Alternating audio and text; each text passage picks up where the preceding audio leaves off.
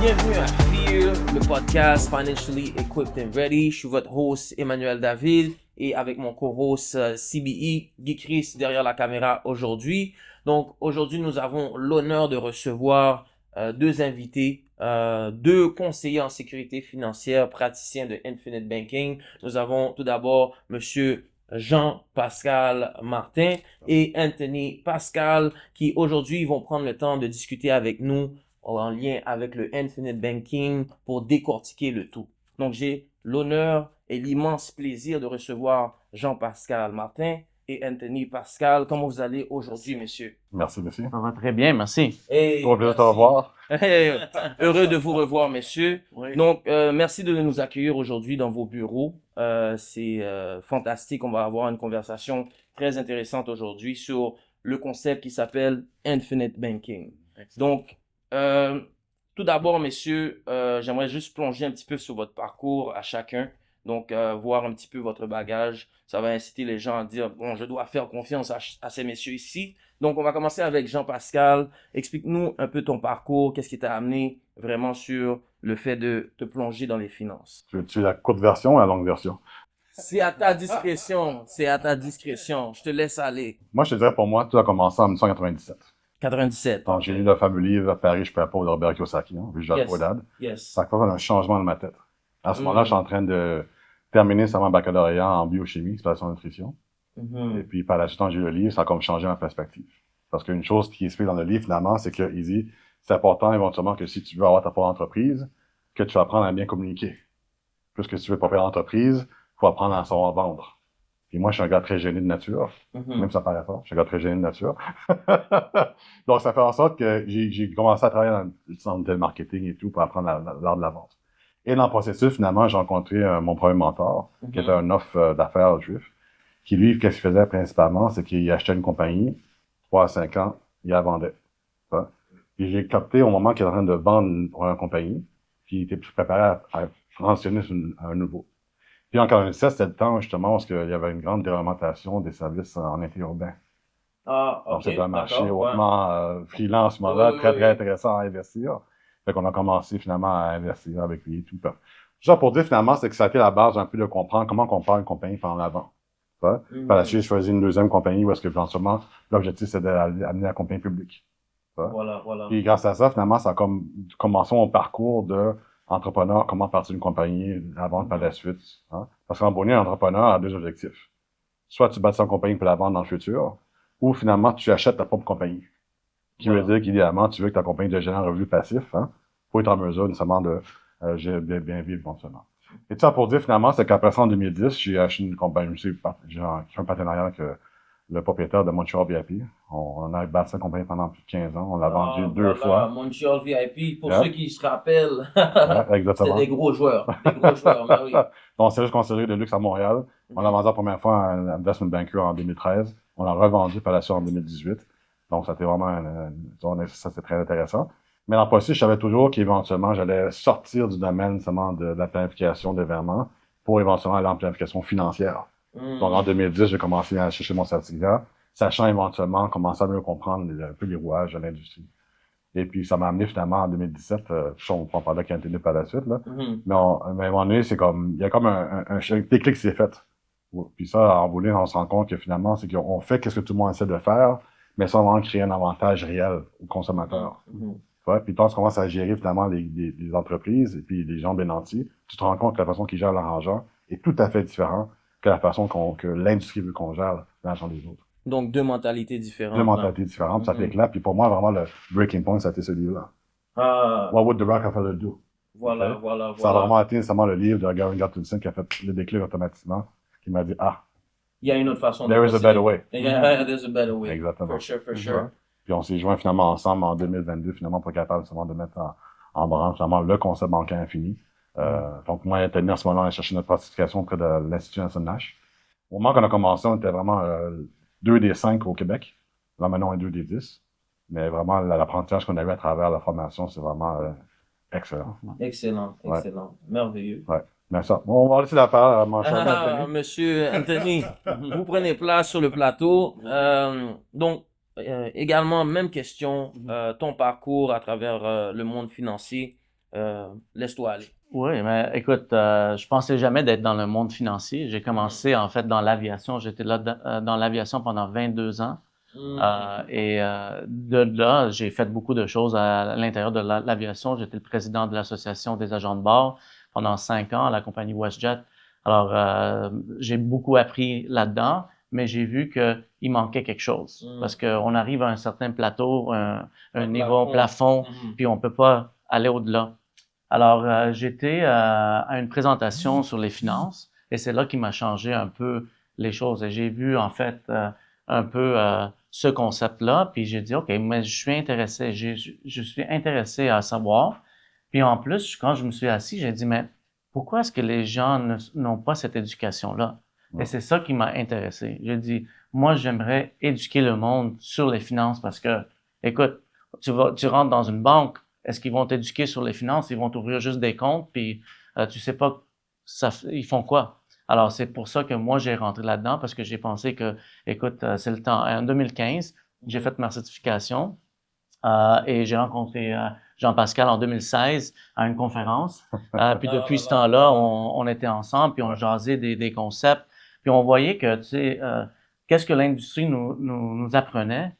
C'était pas tout à fait parce qu'on voyait qu'il manquait quelque chose. Et on a jasé, puis on a dit, je pense que c'est le temps de voir d'autres choses. Et en 2017, comme Jean-Pascal a dit, on a vu des concepts et en 2021, on a décidé d'aller en business ensemble, puis de vraiment focuser sur le infinite banking parce que vraiment, c'est la base des finances. Voilà. Ben, merci à vous deux d'avoir partagé votre parcours. Là, on va tomber sur le vif du sujet qui est le infinite banking. Donc, c'est un gros mot pour expliquer quand même un concept simple, mais à la fois compliqué. Donc, c'est ce qu'on va essayer de décortiquer aujourd'hui avec le fait d'avoir évidemment ceci filmé pour être en mesure d'avoir une belle compréhension du concept. Donc, pour vous, ayant suivi une formation, parce que vous êtes tous les deux des praticiens en Infinite Banking, pouvez-vous nous résumer de façon simple, qu'est-ce que le concept? Je vais commencer. Une belle question, hein?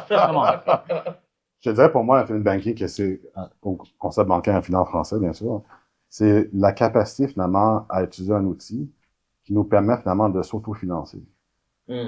Et donc, parce que il y a une grande désinformation par rapport à l'outil qu'on utilise, qui est bien sûr l'assurance vie avec participation. Pour bonne partie des gens, l'assurance vie est quelque chose que tu achètes uniquement pour les frais de décès. Voilà. Voilà. Mais au fur et à mesure qu'on commençait à s'asseoir, ça m'a mieux comprendre comment que les gens bien entiers utilisent l'argent. Surtout là-dedans, je suis le livre parce que c'était intéressant. Je veux pas, c'est que normalement, l'industrie veut qu'on fasse en sorte qu'on achète, mettons, la maison le plus tôt possible, on achète le maximum des REER, ensuite on met de l'argent nécessairement dans le CELI pour la retraite, puis par la suite, dans certains cas, on achète un peu d'assurance vie, finalement, quand on est plus vieux, pour les frais funéraires. Mais les riches font pas ça. Les riches, qu'est-ce qu'ils font, vraiment? Ils achètent leur valeur nette en partant, ils mettent l'emphase à générer du revenu passif. Voilà. Ouais. Alors que l'industrie veut qu'on prête un argent dans les gens, puis finalement, l'argent est bloqué dans des véhicules financiers, puis il doit attendre finalement à la 65 ans pour savoir s'ils ont pris la bonne chose ou pas. Décision. Ouais, s'ils ont réussi à un peu le jeu, tu sais. Ouais. Mais l'infinite banking, vraiment, c'est vraiment la capacité finalement à comment prendre contrôle de la fonction bancaire de notre vie. Puis il veut pas, on a tous des besoins, tu vois. Nous, à chaque jour, on met de l'argent dans un compte bancaire, puis finalement, l'argent s'en va à quoi? À financer sur notre vie. C'est quoi les choses? La voiture, la maison, l'éducation des enfants, la retraite et autres. Mais qui contrôle la fonction bancaire va s'enrichir dans le processus, n'est-ce pas? Parce que le faut pas oublier, finalement, c'est que les gens vont dépenser plus d'argent qu'ils vont en utiliser, n'est-ce pas? Exactement. Si on économise 10% de notre argent, qu'est-ce qu'on fait avec le reste 90? Il s'en va dans d'autres véhicules. Qui contrôle cet argent qui circule à chaque année, à chaque jour? C'est cela. Voilà. Donc la fonction bancaire en soi, elle est déjà prise à 90% par des institutions tierces. Exact. Et avec ce concept, on essaie vraiment de ramener ce concept dans la famille pour l'appliquer personnellement. Oui, parce que pour ajouter ce que Jean-Pascal dit, c'est que la plupart les conseils financiers on va aller sur la partie plus sexy, que c'est l'investissement. Oui. Tout le monde veut qu'on investisse dans des REER, des CELI, non enregistrés, tout ça pour accélérer la croissance. Mais la chose qui est la plus plate, c'est que de vraiment construire une fondation solide pour tes finances, qui est fondée dans le Infinite Banking, c'est une source d'épargne. Et cette source d'épargne est très importante parce que on épargne, puis on va dépenser cet argent également parce que dans notre vie, on a besoin d'accès à notre argent. Exactement. Mais qu'est-ce qui arrive, c'est que on est tellement axé sur l'accumulation d'argent dans des véhicules qu'on n'a pas accès, que à la fin, ça n'a rien à faire avec l'accumulation. C'est tout dans le cas, la retraite, c'est une question de revenu passif, comme on a discuté, comme les biens entiers, ils font un revenu passif. C'est pas une question de l'âge 65 ans qu'on va prendre notre retraite, c'est quand est-ce qu'on va avoir assez de revenus passifs au-delà de nos dépenses, que là, c'est vraiment l'indépendance financière. Et non pas un chiffre ou un montant qu'on a accumulé. Voilà. Tu vois? Exact. C'est vraiment deux choses tout à fait différentes. Hein? Oui, c'est cela. Et c'est vraiment deux mentalités tout à fait différentes aussi. C'est de la même façon qu'on pourrait dire à quelqu'un, est-ce que c'est le plus rentable de payer ton hypothèque ou pas? Right? Et pour ça, vraiment, on est à la base. C'est pour ça que je dis, un des livres très important que les gens doivent lire, c'est Père riche, Père pauvre. Ouais. Parce qu'il parle beaucoup de la mentalité par rapport à l'argent. Qui veut dire quoi? C'est quoi un actif? C'est quoi un passif? La définition d'un actif, c'est quelque chose qui met de l'argent dans tes poches. Le passif, c'est quelque chose quand tu enlèves l'argent de tes poches. Fait que la maison, que le plus gros actif que les gens ont, généralement, hein, est-ce que c'est un actif ou c'est un passif? Right? Est-ce que ça enlève l'argent de les poches ou ça met l'argent dans les poches? Un mortgage à la base, personnellement, moi je trouve que c'est quelque chose qui t'enlève de l'argent. Et dépendant de où tu es situé, est-ce que tu es un propriétaire dans le but d'avoir des revenus ou bien tu es un propriétaire occupant. Ou à ce moment-ci, ça devient une dépense mensuelle. Mais non, ça veut dire que l'actif, le passif, ou l'outil qu'on a, ne peut pas être un actif éventuellement. C'est la façon comment on l'utilise, bien sûr. C'est cela. Ouais. Donc, le concept même bancaire infini avec l'assurance vie avec participation n'est juste l'outil. Le concept bancaire infini, c'est comment on utilise l'outil pour créer finalement la prospérité. C'est ça cela. qui fait la différence. C'est cela. Mais pour ça manque quoi? Contrôle, liquidité. Right? Et accès total. Comment... Et juste pour, je veux ajouter qu'est-ce qu'il dit, parce que, tu vois, je pense que le monde a une confusion sur l'outil. Oui. Parce qu'on pense que l'outil, c'est assurance vie. Mais c'est vraiment le concept. C'est pour ça qu'on est allé au l'Institut Nelson Nash aux États-Unis pour avoir notre certificat de praticien autorisé. Pourquoi? Parce qu'on veut, c'est un concept. Ce n'est pas l'outil. Mais la plupart de l'industrie le vendent l'outil au lieu du concept. Et c'est le concept qui vraiment fait que cet outil travaille plus fort pour toi. Mais si l'outil est pas fait en accordance avec les choses qui doivent être faites, mais c'est là où c'est une assurance vie, c'est une dépense. Alors, c'est la même chose avec la maison, dans la même façon. Alors, si tu l'utilises comme un revenu passif, mais maintenant c'est un actif. Mais si c'est juste ta maison, mais ça te sort de l'argent de la poche, c'est l'outil. Tu comprends? C'est comme ça que ça fait. Ça change toutes les choses, n'est-ce pas? Ouais. Donc, toute une question, finalement, de stratégie financière, vois-tu? Parce qu'il n'y a pas de chose de bon ou mauvais dans l'industrie, en partie. Tout dépend comment on l'utilise et c'est quoi ta finalité. Tu sais, comme Sevinka disait, start with the end in mind, right? Pourquoi on investit pour la retraite? Right? Pour générer un revenu nécessairement à chaque mois qui va rentrer, alors qu'on travaille pas, n'est-ce pas? C'est cela. Alors, start with the end in mind. Alors, ton capital, finalement, tu peux faire deux choses avec. Tu peux soit l'investir, ou tu peux la geler quelque part, finalement, on n'a jamais accès. Ou, dans certains cas, le garder en contrôler la fonction bancaire, et capable seulement de l'utiliser à tes besoins, puis commencer le processus de gérer des revenus passifs dès aujourd'hui, et non à l'âge de 65 ans. Voilà. Parce que la retraite, le problème, c'est que tu peux pas dire, OK, j'ai pas assez d'argent, je vais reculer pour recommencer. Right? C'est pas possible. Il faut que tu fasses la bonne chose la première fois. Et c'est quoi le problème avec ça? C'est que, en accumulation, qu'est-ce qui arrive? C'est que tu gèles ton 10% ou ton 20%. Et c'est pour ça que le monde n'est pas capable de faire ça parce que nos dépenses sont tellement plus hautes. Mais pourquoi pas utiliser un véhicule où tu peux épargner et dépenser au même temps sans affecter le rendement, sans affecter qu'est-ce que tu as dedans et tu peux l'utiliser. Alors, on n'affecte pas ta capacité de dépenser. C'est juste un outil d'épargne. Ouais. Voilà. Donc, call it the N-asset. N-asset dans le sens que, généralement, que l'argent, c'est soit, OK, est-ce que je mets de l'argent dans la bourse ou j'investis en immobilier? Est-ce que je mets l'argent dans mes économies ou j'achète seulement le chalet? Donc, c'est pas une question de un ou l'autre, n'est-ce pas? Ouais. Avec Infinite Banking, finalement, on fait les deux. Ouais. Voilà. Donc, j'économise et je peux ensuite prendre mon capital à l'intérieur Exact. et soit investir dans le business, investir dans mettons, un revenu passif, ou dans certains cas, même financer les choses qu'on a besoin de la vie, hein. Ouais, exactement. L'automobile, tu sais, la nouvelle maison, l'éducation des enfants, le prochain mariage, tu vois? Donc, Voilà. ça devient une question d'options. Voilà. Et nous, on aime les options. Voilà. Voilà. Mais ça commence avec une éducation Ouais. sur le concept. Voilà. Parce que le concept, c'est un concept. Et nous, c'est ça qu'on voulait faire, c'est éduquer nos clients comment ça fonctionne et les guider dans ce chemin, ce processus, ce chemin de commencement. Alors, ça commence avec l'éducation.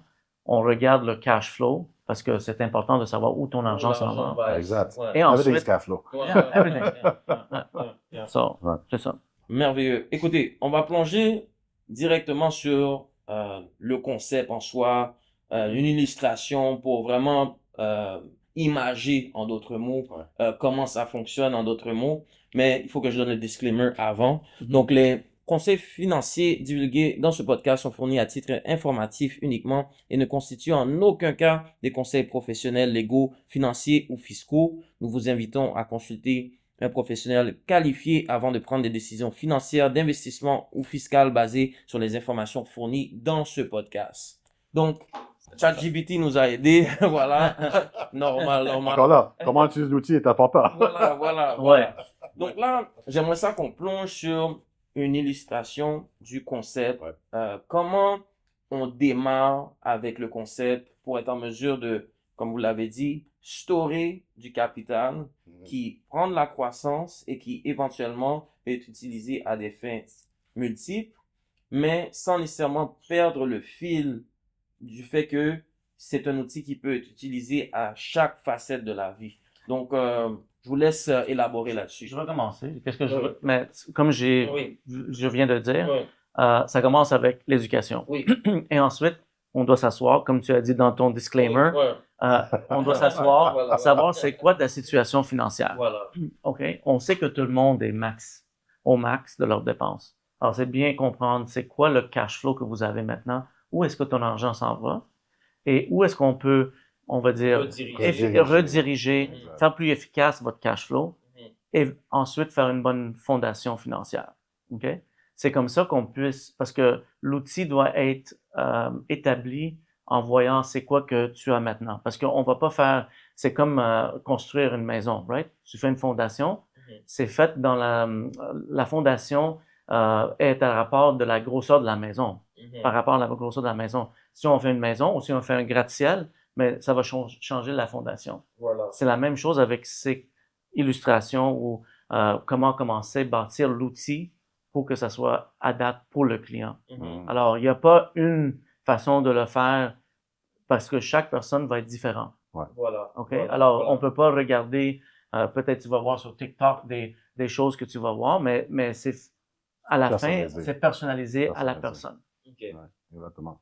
Puis en bout de ligne, ce qu'il faut comprendre par rapport à ça, c'est que la capacité à épargner est très, très importante. On veut tout simplement investir. Mais investir vient avec un risque. Puis en bout de ligne, on croit beaucoup en bout de ligne, c'est que pour nous, l'accessibilité et le contrôle du capital est très, très important. De la même façon que les entreprises et les banques le font aussi. Donc, pourquoi pas s'inspirer finalement des meilleurs gérants ou gestionnaires de capital au monde, qui sont les banques. Les banques. Hein, qu'est-ce que les banques ils font? Hein, ils prennent ton capital, ils mettent ça en réserve, puis éventuellement, ils vont le prêter à d'autres personnes, parce qu'ils vont pas prendre ton capital, ils vont prêter à quelqu'un d'autre. Hein. Oui, Ils vont créer également aussi un revenu additionnel à travers finalement le capital. Mais qu'est-ce que les gens doivent comprendre aussi? C'est que avant que les banques puissent prêter capital, le capital doit être en réserve. Où est-ce que les banques gardent leur capital de réserve avant qu'ils puissent le déployer pour le prêt? Et lorsque les gens commencent à lire plus du domaine, ils vont savoir finalement que 25% du capital de réserve sont l'impôt d'assurance vie avec participation. Voilà. Donc, les banques sont des plus grands fournisseurs et acheteurs, finalement, d'assurance vie et participation. Parce qu'est-ce qu'ils font? Qu'ils mettent l'assurance vie sur la tête exécutif. ça le prépare en même temps aussi les exécutifs pour le plan de retraite éventuellement. Puis tant qu'éventuellement, ils vont utiliser l'argent pour la retraite, la beauté par rapport à ça, étant donné qu'il y a la prestation de décès à la fin, mais tout le capital qui a été utilisé à l'intérieur de la police d'assurance vie va pouvoir être finalement réinjecté par la suite à la compagnie sous forme de prestation de décès. Fait que tout le capital qu'ils ont pris pour financer l'éducation, la retraite du gestionnaire, finalement, va revenir à la compagnie par la suite, sans payer d'impôts, bien sûr, en plus de ça, right? Pour finalement rebalancer, finalement, en plus, les coffres de la compagnie, de la banque, tu sais. Fait que la question, finalement, c'est que si eux le font, pourquoi nous, on ne fait le pas à Gamancier? Voilà. C'est ça le questionnement. Et c'est là que les personnes, je pense qu'ils ont de la misère à comprendre parce que dans leur tête, hey, si je veux emprunter de l'argent, je vais à la banque. Ouais. Mais si tu deviens toi-même la banque, c'est là que ça change la game. Ouais. Ça m'amène à un questionnement, évidemment, sur le concept en soi. Donc, on a plusieurs types d'assurances. Assurance vie entière, universelle, maladie grave, si, ça. Expliquez-moi, c'est quel type d'assurance qui devrait être utilisé pour vraiment mettre le concept en place et pour être en mesure de l'appliquer adéquatement. Parce que, on va pas se mentir, oui, vous êtes 10 praticiens au Québec, spécifiquement au Québec ou au Canada? Spécifiquement au Québec. Oh, ok, d'accord, parfait. Donc au Québec, mais on va pas se mentir, tout le monde dit Infinite Banking et quand tu te rends, c'est pas du Infinite Banking. Là. Non. L'illustration, au contraire, y a pas de gratification sur le long terme. Donc, expliquez-moi un petit peu quel type de produit devrait être utilisé à ces fins, en fond. Je pense qu'au début, qu'on va commencer avec la base, comme il disait. Parlons d'éducation. Oui. Parce que beaucoup de gens ne comprennent pas le domaine de l'assurance vie. Voilà. Souvent, on fait une corrélation assurance-vie, puis l'assurance maison et l'assurance habitation. Puis la relation que les gens ont par rapport à l'assurance en général, c'est, OK, j'achète une assurance, comme l'assurance voiture, automobile ou de la maison, je mets de l'argent dedans, si quelque chose arrive, ben, j'en reçois une compensation, puis je paie plus cher par la suite. Voilà. Ouais? Donc, ça, c'est plus l'assurance habitation, l'assurance, genre aussi pour automobile. Mais l'assurance vie elle-même, il y a 3 types d'assurance vie, vraiment. T'as l'assurance temporaire. L'assurance temporaire, tu achètes l'assurance pour un terme temporaire. C'est comme louer. Hein? Tu loues ton appartement. Mais dans ce cas-ci, tu vas louer genre pour 10 ans, 15 ans, 25 ans, ou 40 ans, peu importe. Ouais? Mais c'est temporaire. Puis une fois seulement que le terme est terminé, eh bien, quand c'est temps de renouveler, hein, c'est comme, mettons, tu quittes, mettons, ton loyer, tu changes d'appartement, des fois, ça coûte plus cher. Tu sais? Ça coûte plus cher par la suite pour acheter l'assurance à terme. Alors, éventuellement, tu sais que l'assurance est là aussi pour régler un problème fondamental. Voilà. Ça veut dire, c'est que on va tout passer au-delà éventuellement, n'est-ce pas? Voilà. La question, c'est pas quand. Puis en plus ça, c'est que si moindrement tu es bon avec tes actifs, ben ils ont aussi tout le concept de gain de capital à prendre en considération. Fait que ça demande qu'il y a un besoin d'assurance permanent. Parce que le décès, c'est un problème permanent. Voilà. Donc, on n'achète pas une solution temporaire pour un problème permanent. Right? Et le problème, c'est que bonne partie des gens de l'industrie vont vouloir te dire non, achète de l'assurance à terme, puis investis la différence. Voilà. Right? Mais le problème, c'est que tant que tu vas devenir plus vieux, right? L'assurance terme devient beaucoup plus cher. Voilà. Puis là, finalement, tu te rends compte que tu as plein d'actifs. Là, finalement, ton conseiller te dit, tu sais quoi, pour ta planification sensoriale, il va falloir que tu achètes de l'assurance permanente. Parce que, un, tu sais pas quand tu vas décéder, puis deux, il faut gérer les gains de capitaux. Right? Fait que là, tu te dis, ben, pourquoi tu vas me dire ça plus tôt? Voilà. Ça m'a coûté moins cher. L'acheter maintenant, plus 25 ans passés, puis aujourd'hui, t'en changes à 60 ans. Right? Voilà. Fait que là, OK. Là, t'as l'assurance permanente. OK, parfait. Donc, l'assurance permanente, tu peux soit acheter une assurance temporaire de 100 ans. Sans passer à l'assurance temporaire de 100 ans, c'est l'assurance permanente aussi. Voilà. Right? T'as pas de valeur de rachat. Right? Là, c'est comme acheter la maison. Right? T'achètes la maison, puis si tu décèdes, tu reçois une somme de prestation pour la famille. Great. Après ça, tu as l'assurance vie universelle. Là, finalement, c'est quoi? C'est comme acheter l'assurance terme, puis investir la différence en même temps aussi. Mais dans un produit. Voilà. Ça, l'assurance vie universelle, beaucoup de gens dans l'industrie ils vont la promouvoir. Pourquoi? Faut pas se cacher, c'est très payant pour l'assureur. Pour 2 raisons. C'est que dorénavant, le risque au niveau de la performance de l'outil est basé sur toi. Tu dois gérer nécessairement la performance seulement du fonds, parce que c'est comme une partie assurance, partie investissement. Dans la partie investissement, c'est toi qui gères. Ouais. Mais le problème, c'est que tu peux pas gérer le marché. Voilà, il y a trop de fluctuations. Trop de fluctuations. Tu n'as aucune idée seulement comment le marché va performer. Puis il y a souvent, c'est qu'on illustre les illustrations comme si tu vas faire du 7-8% à chaque année. Mais on sait bien que le marché, c'est pas forcément le cas. Hein. Il y a des remontes, ça descend. Mais on espère finalement qu'à long terme, que le rendement va être bon pour générer assez d'argent. Exact. Mais aussi, il y a une grande désinformation à savoir aussi, c'est que quand tu achètes l'assurance vie universelle, là, étant donné que ton coût d'assurance vie est basé sur 1 an, right? Au début, dans tes jeunes, ça coûte pas cher. Mais après ça, à chaque année, elle se renouvelle. Mais là, tu es 1 an plus vieux. Fait que le coût augmente, right? À 25 ans, ça coûte pas cher. À 30 ans, ça coûte pas cher. À 40 ans, ça coûte pas cher. Maintenant, tu vas arriver à l'âge de 45 à 65 ans ou 75 ans. Combien de temps ça va coûter à chaque mois pour la portion d'assurance vie? Pour avoir Cette portion de cette 1 an portion, d'assurance. Ouais. Des fois, c'est 20, 25 000, 30 000, Voilà. des fois 50 000, dépendamment de Mhm. ta situation de santé. Fait que c'est en sorte qu'éventuellement, puis on l'a vu dans les outils, Ouais. c'est que à cause de ça, tant que les bons artisans ne mettent pas assez d'argent, pas assez de capital pour que le fonds soit assez grand, pour qu'éventuellement, tant le coût d'assurance va augmenter, on puisse puiser à partir du fonds d'investissement pour nous payer la portion d'assurance vie, eh bien, ces bons parties de police-là, après, bon, en 92% des cas, OK? Ils vont, en attendant du laps, on dit, ils vont s'écraser. Et c'est pour ça que nous, on dit, tu dois faire affaire avec quelqu'un qui était au Institut Nelson Nash, qui est autorisé pour faire le Infinite Banking. Voilà. Parce que la plupart du monde vont te dire, comme tu le sais, Oui. ils vont te dire, oh, je fais Infinite Banking parce que c'est le mot, Ouais. le mot clé, C'est le mot sexy. in, Ouais. sexy, you know, everyone Ouais. wants it. Alors, Infinite Banking, tu dois travailler avec quelqu'un qui était formé pour ça. Et il y a juste un produit que tu peux utiliser et ça doit être fait de la façon pour le concept. Et c'est pour ça qu'il y a un peu de misinformation dehors. Ils vont utiliser la vie universelle à des fois. Ils vont dire, ah oui, c'est Infinite Banking. Mais c'est pas Infinite Banking. Non. C'est vraiment la vie entière avec participation. Avec participation. Avec participation. C'est très important. Mhm. Ça, c'est l'outil. Voilà. Exactement. Voilà. Parce que pourquoi?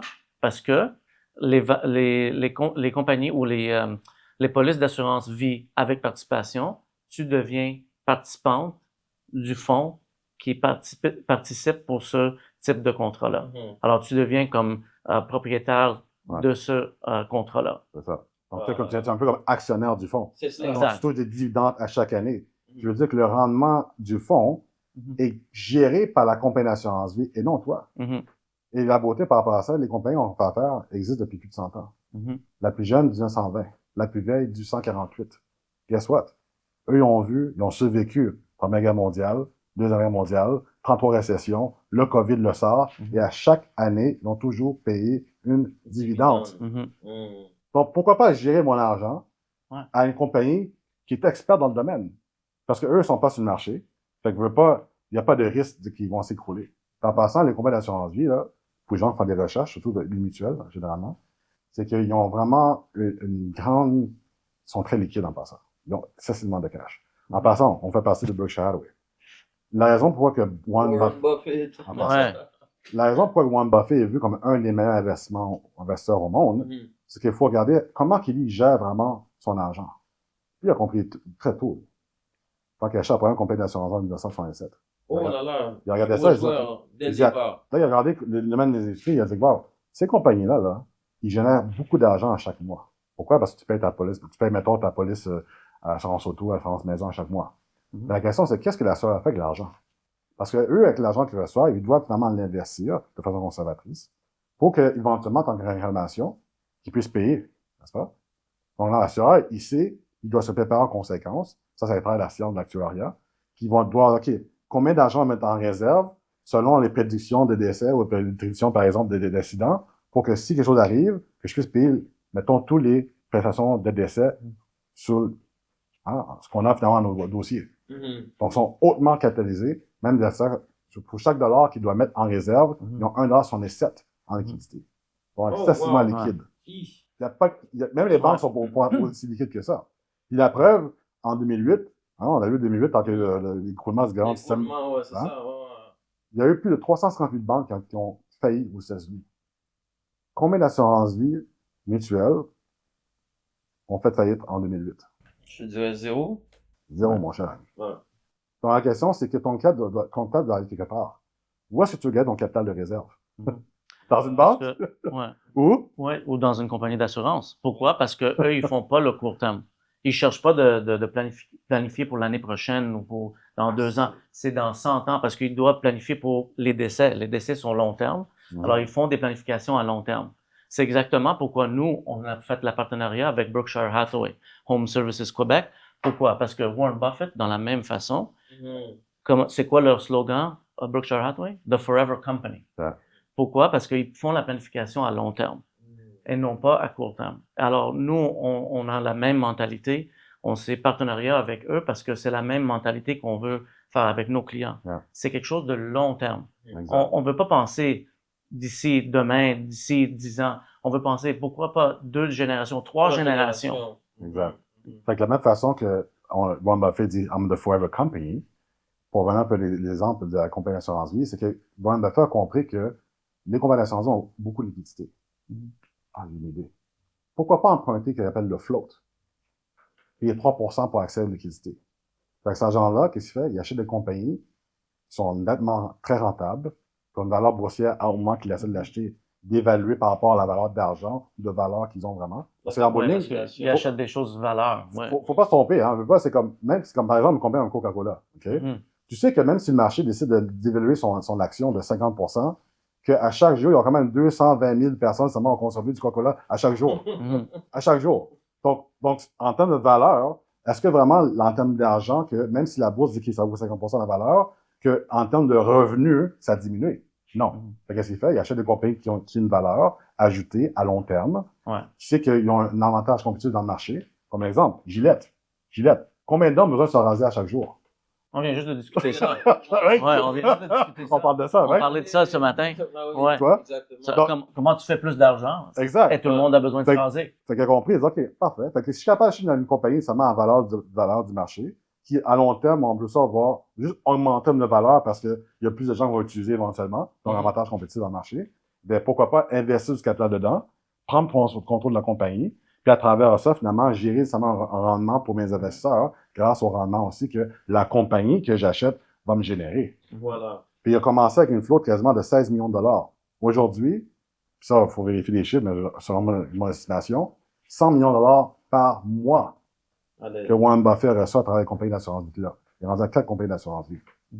4 compagnies d'assurance. OK? Donc, tu comprends maintenant pourquoi il s'assit avec autant de capital présentement. Moi, la question, pourquoi Warren Buffett a vendu à Apple récemment, qui s'assoit sur 245 milliards de dollars de capital? Il y a une raison pourquoi il fait ça. Parce qu'il se prépare. Pour des bons achats. Pour des bons achats. Mais des bons achats à long terme. C'est ça. Et c'est ça, un peu l'infinite banking. Ouais. L'infinite banking, c'est un peu ça. C'est vraiment de penser au long terme et non pas au court terme. Ouais. Voilà. Donc, pourquoi pas, finalement, garder ce capital de réserve qu'on peut déployer selon nos propres besoins, finalement. Puis, en faisant ça, qu'est-ce que ça vient faire, finalement? C'est que ça nous permet d'utiliser notre argent puis de déployer à travers d'autres outils où est-ce qu'on peut faire la même chose. Où est-ce qu'on peut générer du revenu passif. Start with the end in mind, right? Commence à passer à long terme puis commence à gérer ton revenu passif dès aujourd'hui. Voilà. Right? Mais reste en contrôle. En contrôle, c'est ça. Là, vous avez mentionné quelque chose qui m'a attrapé. Là, vous avez parlé de compagnies mutuelles, c'est bien cela. Pourquoi? Ben, tout d'abord, parce que je sais que c'est pas toutes les compagnies qui sont mutuelles, Non. right? Et il y a beaucoup, on va pas nommer de nom, mais qui promouvoient leurs produits comme si ça aurait pu avoir le même type de rendement ou le même type de participation en déposant, en faisant le storage de son argent dans ces véhicules. Est-ce que vous pouvez prendre le temps de dissocier juste pour clarifier pourquoi c'est mieux de le faire avec une compagnie mutuelle malgré que il y en a plusieurs de ces compagnies qui sont pas mal 100 ans plus. Donc, je vous laisse la parole. Mais je te dirais qu'au Canada, il n'y a pas gros de mutuelles. On n'a pas beaucoup de mutuelles. Aux États-Unis, ils en parlent beaucoup parce qu'il y en a des mutuelles aux États-Unis. Au Canada, en fait, il y a juste une mutuelle mais il y en a plusieurs mutuelles, mais une mutuelle qu'on peut utiliser pour le infinite banking. Mais vraiment, qu'est-ce que tu dois chercher? C'est une vie entière avec participation. Parce que au Canada, c'est pas la même chose qu'aux États-Unis. Les compagnies d'assurance sont pas structurées de la même façon. Alors, on pourrait pas dire qu'on peut utiliser la même stratégie qu'aux États-Unis, mais ici au Canada, étant donné que tu fais partie d'une compagnie qui ont une ligne d'affaires qui sont des vies participantes, vie entière avec participation, mais tu pourras faire du infinite banking. Avec pas mal tout le monde. Non, Ou bien... Ben, je dirais qu'il y a vraiment 4 compagnies vraiment de Ouais. préférence parce que Ouais. aussi l'objectif, le test d'acide, on l'utilise beaucoup, c'est que 100 ans et également aussi un paiement des dividendes de façon consécutive. Consécutive, ouais. Annuel. ouais, Parce qu'en bout de ligne, c'est que tu veux t'assurer que le cash flow continue tout le temps. tu vois. exactement. Donc, quand tu regardes les lignes directrices, OK, il ne veut pas te limiter à un certain nombre, puis pour oublier, déjà, le nombre de 100 ans d'existence, puis de paiement consécutif Ouais. des dividendes est très important. Ouais. Ouais. On veut avoir un track record, comme on Exact. dit. tu Voilà, vois. vois. voilà. Parce que en bout de ligne, ça vient à ça, finalement. Puis, qu'est-ce qui est important pour nous, finalement, c'est que on veut que notre capital puisse continuer à grandir de façon interrompue. Tu vois. Et c'est ça la clé même de pourquoi mettre de l'argent. Parce que le bon, il faut que les gens comprennent, c'est que on n'investit pas dans la police d'assurance vie.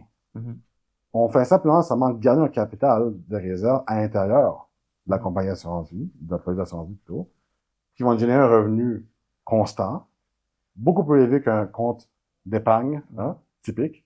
Aujourd'hui, on parle peut-être 3 à 4% de rendement, mais généralement, à long terme, ça fait plus que genre 1% pour un compte d'épargne. Right? Est-ce que tu préfères avoir un rendement de 1% ou un rendement de 4, 5, 6% de ton compte d'épargne? C'est ça, Right? c'est sûr.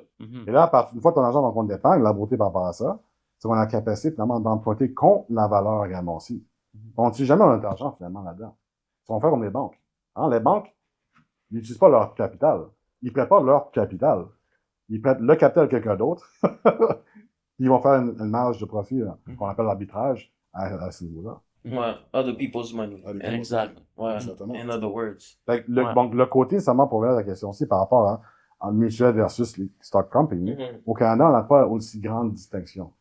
Parce que même les grandes compagnies également aussi qui sont sur le marché de la bourse, les 3 autres qu'on utilise aussi, c'est que oui, ils étaient anciennement des mutuelles, mais on dit que c'est démutualisé en 1999. Et la distinction maintenant, c'est que le fonds à participation est toujours contrôlé finalement à travers les propriétaires notamment de la police d'assurance avec participation. Ouais. Et la distinction finalement, c'est que 100% des profits ou dividendes s'en vont aux propriétaires des polices. Eh bien, on parle de maximum genre de 87,5%. Il y a comme un 2,5% que les actionnaires vont pouvoir peut-être venir toucher, mais le reste, à 87% du montant, ça reste dans les poches vraiment des propriétaires des polices. Donc, Ça répond à la question. Oui, ça prend parfaitement. On rentre plus dans les détails, mais Ouais. je peux dire que finalement, au Canada, l'important surtout, c'est savoir quelle compagnie faire affaire. Et surtout, encore là, c'est comment on structure la police d'assurance vie. Ça, c'est vraiment la clé de tout. Ouais. Ouais, Parce que l'illustration. la police, c'est l'outil. C'est comme le marteau. Oui. Le marteau de mes mains, c'est pas beau. OK? Même marteau dans les mains, ça va un menuisier, il peut faire des merveilles. Oui. OK? Mais la question, c'est que, tu vois, le menuisier versus moi, il y a une spécialisation. Il y a eu un enseignement. Nous, on a vraiment été formés à comprendre comment l'assurance vie avec participation fonctionne. On a comme un peu dans le MBA, si tu veux, dans le domaine. Oui. Que une bonne partie des conseillers en assurance vie n'ont pas. Voilà. C'est le même outil, pas la même spécialisation, pas le même résultat. C'est exactement. Et ça donne des catastrophes par moment. Exact. Ouais. Là, écoutez, avec tout ce qu'on a survolé par rapport à cela, je vais tenter de voir si on peut vraiment illustrer un scénario possible. On va me prendre moi comme cobaye. Donc, je viens vous voir. Je décide de démarrer ce type de police pour avoir évidemment accès à des valeurs de rachat et faire grandir mon debt benefit à la base, donc le montant de prestation de décès dans le fond. Ouais. Là, comment j'utilise ce véhicule dans le fond à des fins où, après avoir cotisé certaines années, je dis, bon, écoutez monsieur, j'aimerais ça m'acheter une voiture et je vois que j'ai quand même des rendements intéressants, où j'ai assez de liquidité pour au moins puiser dedans. Comment on approche une situation comme celle-ci? OK. Mais écoute, l'illustration, comme on a dit, c'est plus visible. Oui. Alors, on n'a pas l'illustration Oui, c'est sûr, aujourd'hui. c'est sûr. Mais si on dirait que on a structuré cette police, tu t'es assis avec nous, on a structuré la police que tu as déjà faite Oui. et tu veux emprunter de l'argent. Alors, d'habitude, comment on emprunte de l'argent, c'est un peu comme une maison, n'est-ce pas? Voilà. Alors, la maison, tu as l'équité dans la maison quand tu as une hypothèque. Alors, le fur et à mesure que tu payes ton hypothèque, mais tu crées de l'équité à l'intérieur. Mais la police d'assurance vie fonctionne à peu près la même façon que ça, sauf qu'avec une maison, tu peux juste emprunter 80% de l'équité dans la maison et en marge de crédit, c'est encore moins. Les règles sont 65%. Ouais. OK? Mais avec la police d'assurance vie, étant donné que tu as une accumulation de valeur de rachat, tu peux emprunter 90% de la valeur de rachat à l'intérieur. L'équité. De L'équité de la police. De l'équité de la police. Voilà. En faisant ça, nous, qu'est-ce qu'on va faire? On va te coacher comment le faire parce que c'est important on veut repayer parce que les banques se repayent tout le temps.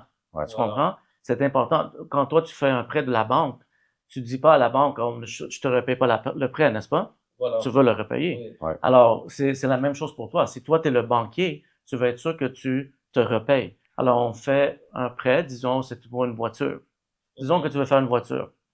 Tu as assez pour acheter une voiture. La plupart du monde vont acheter combien de voitures dans leur vie? Plusieurs, hein? Plusieurs. 5, 6, 7. Et alors, qu'est-ce qu'on va faire? On va aller au concessionnaire, on va voir c'est quoi le prix de la voiture, mais on va demander au concessionnaire, c'est quoi le financement que vous allez mettre sur cette voiture-là? D'habitude, c'est 5 ans, et ils vont te dire c'est quoi. Maintenant, toi, tu vas aller voir ta police d'assurance, tu vas emprunter ce montant, le montant de la voiture, tu vas le donner au concessionnaire, et les paiements que eux ils t'ont dit que tu devais payer à eux, tu vas le repayer à toi-même. Alors, la seule chose qu'on change, c'est qu'au lieu de payer le concessionnaire, tu vas te repayer. Ouais. Tu comprends? Ouais. Et On ramène oui, l'équité, On va en fonction de la fonction on bancaire. prend le contrôle, comme tu disais tout à l'heure. exactement. Pourquoi? Parce que moi, quand je donne au concessionnaire des paiements, cet argent s'en va à qui? Au concessionnaire. Ça part de mes fonds et ça s'en va au concessionnaire. That's right. Et tandis que ici, moi, j'ai une valeur de rachat, j'ai de l'argent dans ma banque Mhm. et j'emprunte compte. Je le touche pas. Ça continue à grandir. Alors, non seulement est-ce que j'ai emprunté compte, puis je m'ai acheté une nouvelle voiture, je me repaye, puis le montant à l'intérieur continue à grandir. Comme une maison. Quand tu as une marge de crédit avec ta maison, est-ce que ta valeur de la maison diminue à cause Non. que tu as fait une marge? Non. Non. Alors, c'est la même chose. Et on continue à grandir. Après les 5 ans, mais maintenant, tu as non seulement l'argent que tu avais auparavant, mais ça a aussi augmenté, ça a pris de la valeur. Et tu peux, peut-être, si tu veux, acheter une autre voiture. Ou maintenant, tu as une opportunité, peut-être tu as plus d'argent maintenant dans tes valeurs de rachat. Tu pourras aller acheter une maison peut-être à revenu, Voilà. mettre un down payment sur la maison revenu pour que tu puisses commencer ton revenu passif. Voilà. Parce que l'importance, en fait, c'est de créer du revenu passif. Non seulement de recapturer l'intérêt ou de recapturer les fonctions bancaires, mais c'est également le fait de créer du revenu passif à travers peut-être une maison revenu ou peut-être une entreprise que tu voudrais commencer. Voilà. Tu comprends? Maintenant, Voilà. on va ajouter ce que ça a donné Oui. parce qu'il y a une bonne question par rapport à ça. Mhm. Maintenant, pourquoi ça serait important de reprendre contrôle de la fonction bancaire? Okay? 2 exemples. Admettons que quelque chose arrive à ta liquidité. Tu perds ton emploi. Ou t'es pas entrepreneur, t'as une mauvaise saison. Okay? Toi, 2-3 mois, t'as pas d'argent qui rentre. Et là, tu as des difficultés à payer nécessairement, par exemple, ta voiture. Surtout dans le cas d'une perte d'emploi, par exemple. Voilà. Est-ce que tu peux dire au concessionnaire, tu sais quoi, je peux reprendre ma voiture pendant 3 mois, 4 mois? Ils vont reprendre leurs histoires, hein. Exact. Ouais? Exact. Impossible. Mais là, la beauté par rapport à ça ici, c'est qu'étant donné que tu contrôles les fonctions bancaires, tu es maintenant le banquier de terme du prêt. Est-ce que tu dis, OK, ma situation n'est pas idéale présentement. Est-ce que je peux me laisser 3-4 mois ne pas payer mon prêt autour? Maintenant, oui, tu peux le faire. Oui. Tu es dans le contrôle, tu es le banquier. Voilà. Exact. Ça, c'est une chose. Deuxième chose, accessibilité à l'argent. Quand tu demandes une marge de crédit auprès nécessairement d'une banque, qu'est-ce qui arrive? Intérêt pour... Mais même avant ça, ouais. pour te demander le prêt, c'est quoi les étapes que tu vas faire? Faut vérifier le score de crédit et taux revenu. C'est actif, passif, Exactement. c'est quoi ton score, c'est quoi Ouais. tes liquidités. Ils ont toute l'information, ils posent vraiment la question pareille, tu comprends? On donne quasiment, comment dire, le 32 degrés, là, tu sais. On pose plein de questions. Pourquoi? Parce qu'ils veulent, en bout de ligne, s'assurer qu'à chaque mois, que tu vas le repayer. C'est vraiment que la banque fait ça, c'est parce qu'ils veulent s'assurer que le cash flow rentre dans leur poche. Continue. Tu vois? Parce Voilà. que ton paiement est leur cash flow. Voilà. Right? Voilà. Donc, pourquoi pas maintenant reprendre le contrôle de cet aspect-là également aussi? Tu vois? Mais la distinction maintenant, compagnie d'assurance vie, c'est que tant qu'Anthony veut, par exemple, demander un prêt auprès de la compagnie d'assurance vie, ils vont poser une seule question. Anthony, as-tu un chèque ou un dépôt direct? That's it. C'est réglé. Pas de problème. Pas d'achat de crédit, pas nécessairement de questions, pas de, tu sais, rien de ça. Je témoigne. Je témoigne, messieurs, dames. Il n'y a pas eu de question. How much you want? That was it. C'est tout. Et Exact, dépôt ouais. direct, c'est réglé. C'était On se casse pas facile, la tête. n'est-ce En pas? 3 Très simple. 3 jours, on a réglé le problème. C'est ça. J'ai juste dit, Anthony, c'est réglé. Exact. C'est réglé. Donc, c'est pas des mensonges, c'est vraiment des choses qui se passent pour de vrai. Ouais. C'est un concept qui est très pratique. Là, évidemment, avec le fait de faire cette mise en place de ce type de concept, les gens vont définitivement regarder est-ce que c'est faisable pour leur situation actuelle. Tout à fait. Donc là, on se trouve avec, est-ce que je prends un terme à 20, 30, 40 dollars par mois, ou bien je vais storer de l'argent dans un produit où ça peut varier d'une personne à l'autre, les montants qui doivent être dépensés mensuellement ou annuellement dedans. Vous, pour quelqu'un qui détient présentement activement un terme, qu'est-ce que vous pouvez lui suggérer pour embarquer dans un concept comme celui-ci? Mais écoute, comme on a dit, on s'assoit avec le client, on doit voir le cash flow. Oui, C'est sûr que des fois, c'est pas possible pour embarquer tout de suite. voilà, Mais on achète le terme pour garantir l'assurabilité de la personne. C'est ça. Parce qu'on sait jamais qu'est-ce qui peut arriver dans notre vie. voilà. Parce que on pourrait avoir une maladie qui va faire qu'on n'est plus admissible pour avoir une assurance vie. Voilà. Tu comprends? Alors, nous aussi, t'es pas capable à faire ça, mais l'assurance vie terme, c'est important de l'acheter pour garantir cette assurabilité. Si vous avez déjà une assurance vie terme, mais on doit voir avec quelle compagnie en première, et si vous êtes en bonne santé. Ouais. Si vous êtes en bonne santé, mais on va juste remplacer, parce que des fois, c'est mieux recommencer avec une nouvelle police faite pour le Infinite Banking, Voilà. une vie entière avec participation, que de convertir.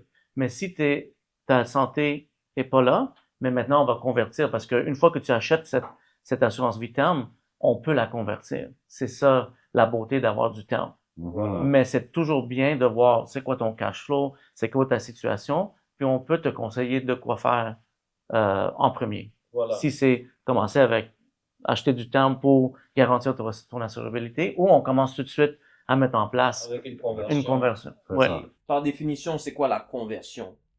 Mais sa capacité, finalement, de transférer l'assurance terme en assurance permanente, sans preuve d'assurabilité. Mhm. Et le terme, c'est sans preuve d'assurabilité. Mhm. Parce que, comme on dit, quelque chose peut arriver dans la vie, n'est-ce pas? Oui. Tu sais, la santé, c'est quelque chose de fluide, hein. Une journée, on est bien, une autre journée, oh, on est malade, tu vois. Le but, c'est d'être plus en santé qu'être malade, mais on contrôle pas la maladie, par contre. Donc, la beauté, c'est que si tu as un terme de 10 ans, 20 ans, dans certains cas, eh ben, ta situation de santé peut changer. Donc, la capacité de convertir l'assurance temporaire permanente sans preuve d'assurabilité, ça, c'est gagnant. Right? Voilà. Parce que ce qui peut arriver dans certains cas, c'est que tu pourrais avoir, comme on appelle dans l'industrie, une surprime. Pour à cause de ta situation de santé a changé, oh, soudainement, c'est 125% plus cher, ou 150 fois plus cher, en termes de coût d'assurance, bien sûr, n'est-ce pas? Voilà. Parce que le but de la stratégie, bien sûr, c'est qu'on veut venir minimiser le coût d'assurance vie pour maximiser l'argent qu'on met à l'intérieur de la police d'assurance vie, n'est-ce pas?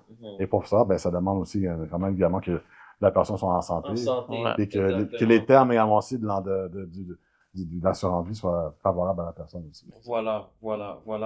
Là, pour quelqu'un qui entend ça, parent, détient des enfants, à partir de quel âge que on pourrait émettre un produit comme celui-ci pour un enfant?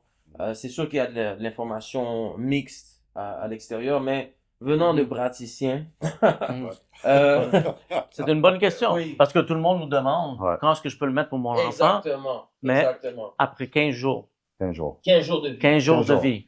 Voilà. Ouais. Après C'est les ça. premiers 15 jours, on pourrait mettre en place une police de cette façon. C'est ça. En fait, mais avant ça, on doit voir si les parents ont de l'assurance. Ouais. Parce que les assureurs vont savoir si les parents ont une assurance. Alors, Voilà. on doit être sûr que les parents sont bien établis avec une assurance et ensuite on pourrait regarder les enfants. Voilà. Parce qu'un enfant peut avoir plus que la moitié du montant d'assurance vie du parent. Ouais. Voilà. Et il faut expliquer aussi dans certains cas pourquoi ça manque que le parent n'a pas d'assurance vie. Mhm. Puis que tu en mets un sur l'enfant. Ouais. Faut justifier. Oui, il faut Faut justifier, justifier. ça. Faut justifier. Exact. Sinon, ça a l'air bizarre. Ça fait louche, ça fait louche. Ouais. C'est chelou, c'est chelou. L'autre chose, avant qu'on se quitte, qu'on wrap up en soi, évidemment, lorsque on vieillit, bon, il y a des personnes qui peuvent, a priori, nous sélectionner pour devenir parrain, marraine. Est-ce que dans un contexte comme celui-ci, c'est quelque chose qui pourrait être également applicable pour, par exemple, Un enfant. l'enfant qui nous a été Mhm. dédié à titre de parrain Mhm. et autres? Est-ce que c'est une possibilité? Bien sûr. Pour être le propriétaire, parce que pour les polices d'assurance sont faites comme ça. Tu as le propriétaire, l'assuré et le bénéficiaire.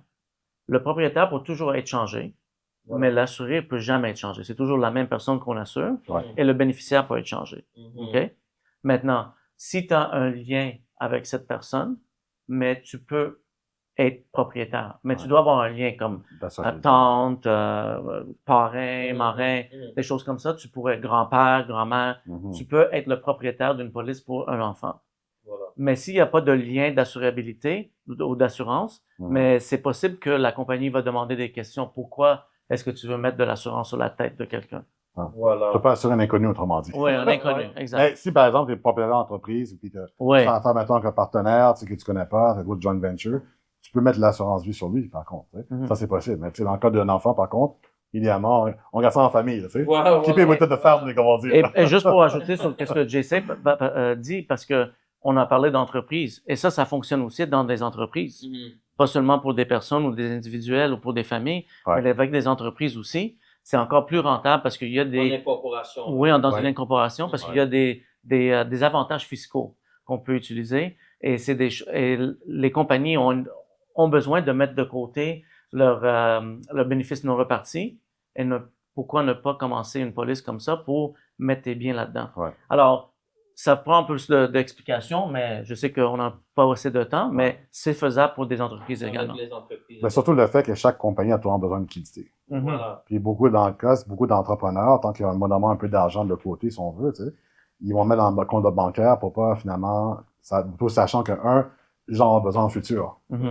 Puis on va pas mettre en marché parce qu'on va pas perdre de l'argent non plus, tu vois. Mhm. Fait que pourquoi pas mettre dans un outil, finalement, parce que la capitalisation est garantie, ouais. Tu vas pas enclencher aussi des impôts au niveau de la croissance.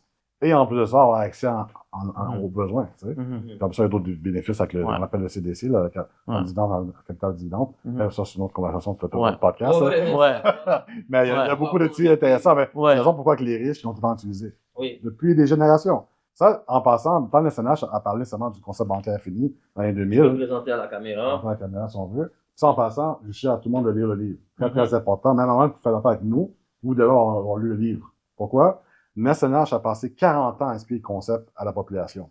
Il a même utilisé pendant 40 ans.